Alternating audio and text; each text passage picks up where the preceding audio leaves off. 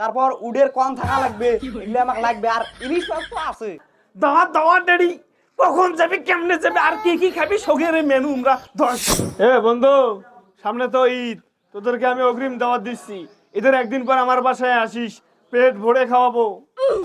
কোষ কি তুই যে কিপ্টের কিপ্টে, তুই দাওয়াত দেবু, ওই দাওয়াত তো মিস করা যাবার না। বিদ্যুৎ কি বলিস, দাওয়াত তো মিস করা যাবার না। আরে বন্ধু তুই কি কইস, এই বন্ধু যে এতদিন পর দাওয়াত দিছে, এই দাওয়াত কি মিস করা যায়?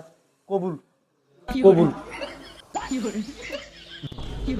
কিরে তো কি মুই ইয়ারে বিয়ে পড়বানি চং, তুই কবুল কইস। বন্ধু তুই তো দাওয়াত দিছিস ভালো কথা, আমি কিন্তু গরুর মাংস খাই না, আমি শুধু খাসির মাংস খাই, বুঝছিস? তা তোমরা এবার কোরবানি কি দিবেন?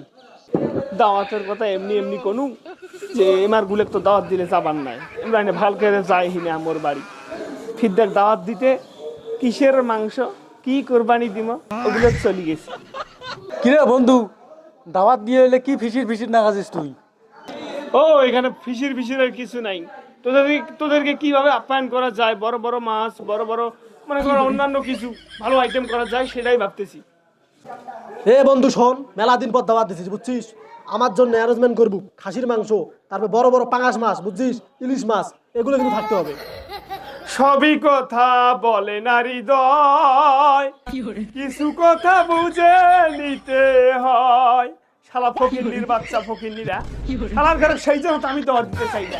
কিসের না মিশে মিশে দাওয়াত দিতে রানু, যে আমার গুলো দাওয়াত দিলে আমরা যাবার না, এমনি দাওয়াতটা দেন মুখের দাওয়াত। মা দাওয়াত দাওয়াত ডেডি, কখন যাবি, কেমনে যাবি, আর কি কি খাবি, সগের মেনু আমরা ধরা শুরু করে দিচ্ছি। শালা লুচেরা মাইজের বাড়ি খুব খাওয়া রাখার না। কিরে তুই দাওয়াত দিব কেবল মাত্র, এলা তো তোর বাড়ি গিয়ে যায় নাই, তুই এইভাবে অপমান করবেন ছিস?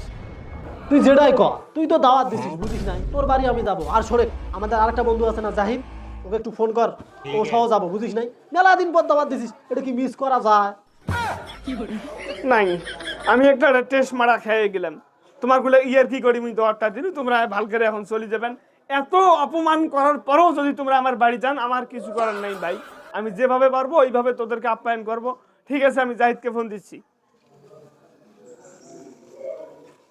জাহিদ তুই কই রে? তুই মন্ডলহাট সরকারি প্রাথমিক বিদ্যালয়ে যে ভাই এভাবে পারিস, মানে কিভাবে আসবি, কেমনে আসবি, কত সময় নিয়ে আসবি আমি তা জানি না। তো সময় হচ্ছে 3 মিনিট।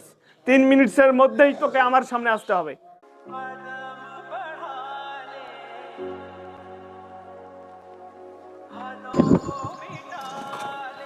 বন্ধু কি হয়েছে রে, এত তাড়াহুড়িয়া করে ডাক দিলাম?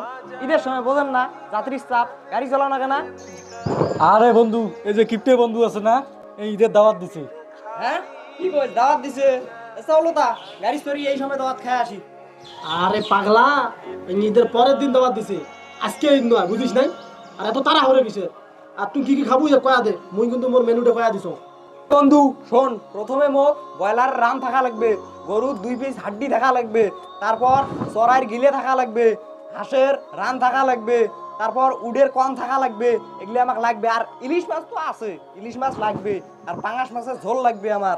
এতটুকুই, আর বেশি কিছু বললাম না। তোমরা কি খাবার চাইছেন রে? তবে মনে হচ্ছে তুই কিছু কথা ভুলে গেছিস। এই যে আলুর ভর্তা, ডিম ভুনা, এই শুটকি ভর্তা, বাদাম ভর্তা, তিলের ভর্তা, আরো কত ভর্তা আছে।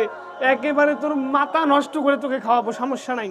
শালা তোর বাপ দাদা 14 গোষ্ঠী জীবনে যেগুলোর কথা বললু, এর 5টা তরকারি জীবনে চোখে দেখছে।